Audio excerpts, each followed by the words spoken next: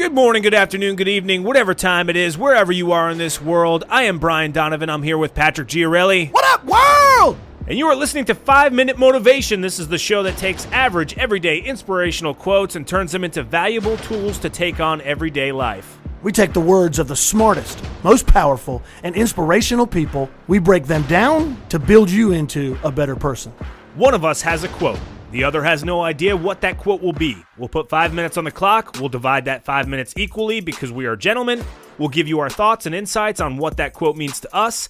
We'll do our best to give you the most we can in the least amount of time. Then it's up to you to go out there and spread as much kindness, determination, and positivity as possible to the people around you.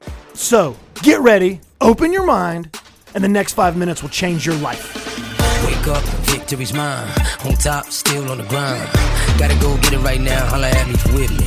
It's time. I think the stars above. I know that we're gonna make it. It'll take all we got, we gon' make it. Show the world that I shine in our greatness. Take control, take a shot, what you waiting for? Keep it real, never gon' fake this. Till we make it, till we make it. So today, actually it was Friday afternoon, and I was reminiscing, and I don't think it's a topic I've touched on very much, but it's something that's near and dear and makes my heart bubble and boil. And so I just wanted to start to share down a path that I don't think I have with much frequency. So this one's from Henry David Thoreau. Now, him we've used because big fan over here. We like that guy. There's a lot of transcendentalists, but certainly it seems like Thoreau certainly spit a lot of fire. Yeah. Oh, but about a handful of different topics also. Yeah, and I think it's evidence that we've just done a thorough amount of research. If you only knew Brian as good as I did, you would have known how that was coming. On Brian that was. But here we go. It's actually like a long sentence, so tie up your bootstrings here. Nothing makes the earth seem so spacious as to have friends at a distance. They make the latitudes and longitudes. Man, you got to have friends. And I think I've actually stayed away from this topic a little bit because I'm so fortunate to have an abundant amount of wonderful friends in the truest form of the meaning. And gosh golly, I've got them spread out throughout the entire country.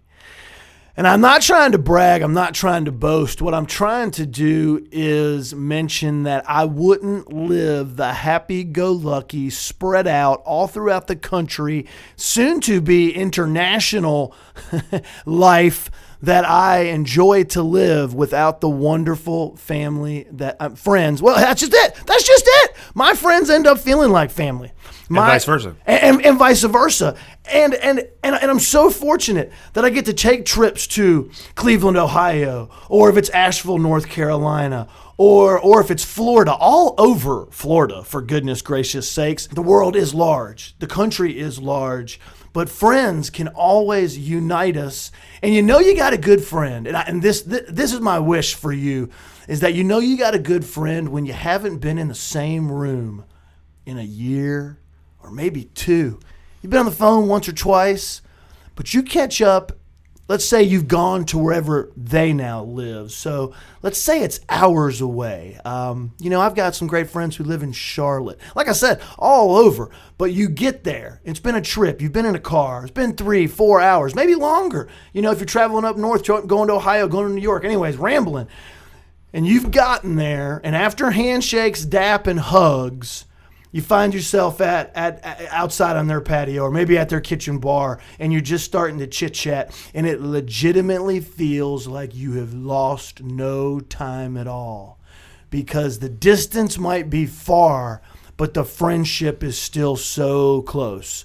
So I guess I'm bringing this full circle, and I'm going to hand it off to Brian here. Maybe he can actually add some enlightenment. I'm not sure if I brought you too much today, but my heart was saying I wanted to talk about friends for a moment. I wanted to be so grateful to the friends that I have spread out all over, and how strong those relationships are and how they make the world feel so small, even when we're hours and states and even sometimes steps in life apart.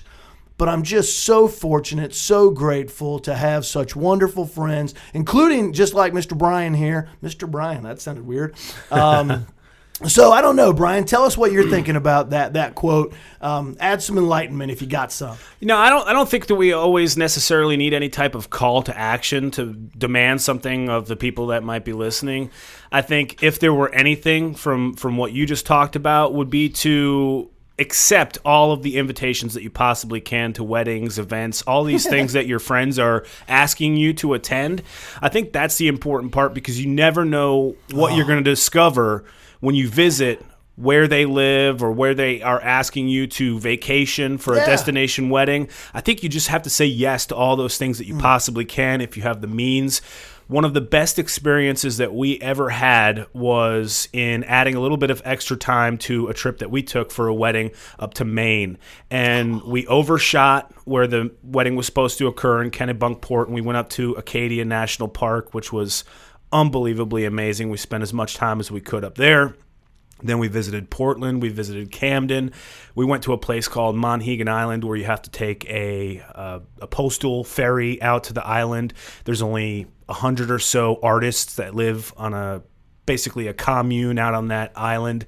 And you walk through the woods. There's all these trails. What? This is what I'm talking about. We went to the backside of the island and saw some wild seals that were out in the water. Fantastic. There were these tiny little houses that were built out of foraged items in the forest, so little tiny pine cones and pieces of bark and sticks and everything. These artists had gone into the woods and made these little fairy castles and fairy forts, and I guess visitors had done the same thing as well. Somebody had kicked it off, and now it's just a thing. Were they livable?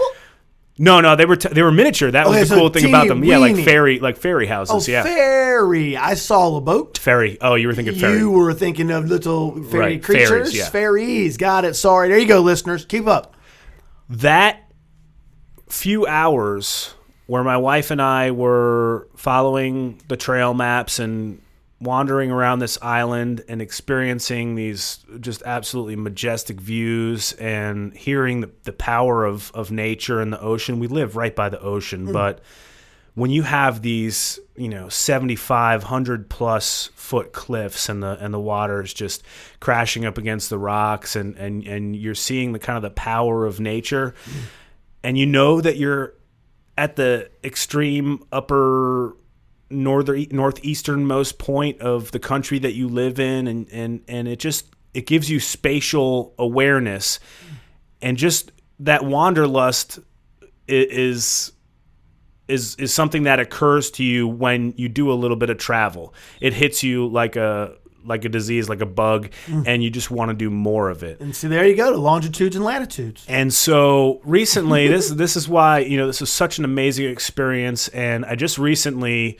had the opportunity to send the person, my buddy John that had the wedding, I sent him their wedding gift, and it was a framed picture of a seagull that I took while we were up in Maine, and I framed it for them. It's like a kind of sofa-sized, panoramic picture of the seagull, and they took a video when they were opening it.